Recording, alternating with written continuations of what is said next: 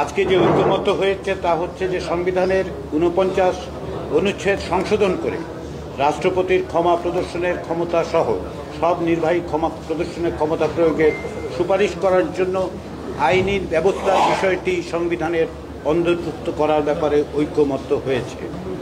রাষ্ট্রপতির শুধুমাত্র এই উদ্দেশ্যে প্রণীত আইন ও বিধি অনুসরণ করেই ক্ষমতা প্রদর্শনের ক্ষমতা প্রয়োগ করতে পারবেন। এক্ষেত্রে ন্যায় বিচার নিশ্চিত করার জন্য রাষ্ট্রপতির কাছে ক্ষমা প্রদর্শনের জন্য প্রেরণের পূর্বে ক্ষতিগ্রস্ত ব্যক্তি বা তার বৈধ উত্তরাধিকারের মতামত গ্রহণ নিশ্চিত করতে হবে। এই দিক থেকে বিবেচনা করে ঐক্যমত্যের জায়গায় যেখানে আমরা এসেছি সেটা হচ্ছে যে সংবিধানের ৪৯ অনুচ্ছেদ নিম্নোক্তভাবে সংশোধন করার ব্যাপারে ঐক্যমত্য তৈরি হয়েছে।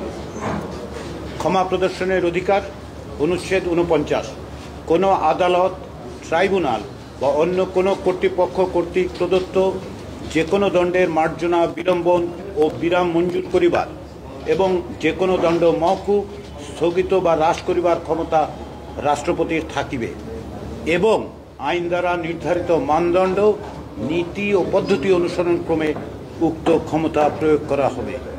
আমরা মনে করি যে সংবিধানের ৪৯ অনুচ্ছেদের সংশোধনের যে প্রস্তাব ঐক্যমত্য কমিশনের পক্ষ থেকে তৈরি করা হয়েছিল তার আলোকে যে রাজনৈতিক ঐক্যমত্য তৈরি হয়েছে সেটা ভবিষ্যতে সংবিধানে অন্তর্ভুক্তের মধ্য দিয়ে বাস্তবায়িত হবে এবং এতদিন ধরে যে অব্যাহত ব্যবস্থা ছিল, রাজনৈতিকভাবে ক্ষমতার ব্যবহার করা হয়েছিল, সেটা বন্ধ হবে।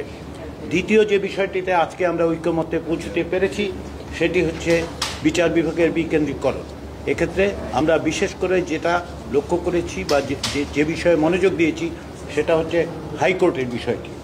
এক্ষেত্রে সংবিধানের ১০০ অনুচ্ছেদের সংশোধনের প্রশ্নটি আলোচিত এবং ঐক্যমত্য প্রতিষ্ঠিত হয়েছে।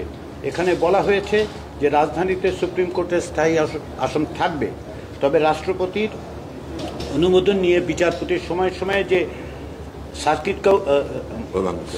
সার্কিট বেঞ্চ প্রতিষ্ঠা করতে পারতেন, তার বদলে আমরা যেটা বলছি যে রাজধানীতে সুপ্রিম কোর্টের স্থায়ী আসন থাকবে, তবে রাজধানীর বাইরে প্রতিটি বিভাগে প্রধান বিচারপতি কর্তৃক নির্ধারিত হাইকোর্ট বিভাগের একাধিক স্থায়ী বেঞ্চ, অর্থাৎ হাইকোর্টের স্থায়ী বেঞ্চ বিভাগীয় পর্যায়ে স্থানান্তর প্রতিষ্ঠা করার ব্যাপারে ঐক্যমত্য তৈরি হয়েছে। এজন্য সুস্পষ্টভাবে সংবিধানের ১০০ অনুচ্ছেদে পরিবর্তন করার প্রয়োজন হবে এবং সেই ব্যাপারে ঐক্যমত্য তৈরি হয়েছে। আমরা তৃতীয় বিষয়টা নিয়ে আজকে আলোচনা করিনি, জরুরি অবস্থা নিয়ে। এর একটা অন্যতম কারণ হচ্ছে এই যে জরুরি অবস্থা ঘোষণা সংক্রান্ত ঐক্যমত্য কমিশনের পক্ষ থেকে যে প্রস্তাব ছিল সেই প্রস্তাবটি ছিল এনসিসি কেন্দ্রিক।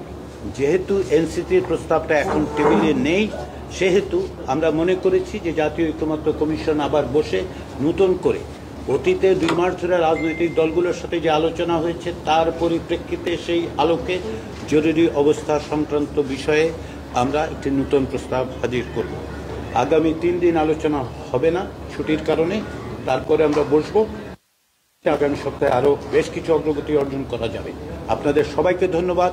আমি এই সুযোগে বাংলাদেশের যে রাজনৈতিক দলগুলোর সঙ্গে আমাদের আলোচনা হচ্ছে যে আন্তরিকতার সঙ্গে এবং হৃদ্যতার সঙ্গে সহযোগিতার সঙ্গে কাজ করছেন, একত্রে কথা বলছেন, ঐক্যমতে আসার জন্য ছাড় দিচ্ছেন, সেজন্য আমি ঐক্যমত্য কমিশনের পক্ষ থেকে প্রত্যেককে ব্যক্তিগতভাবে কমিশনের পক্ষ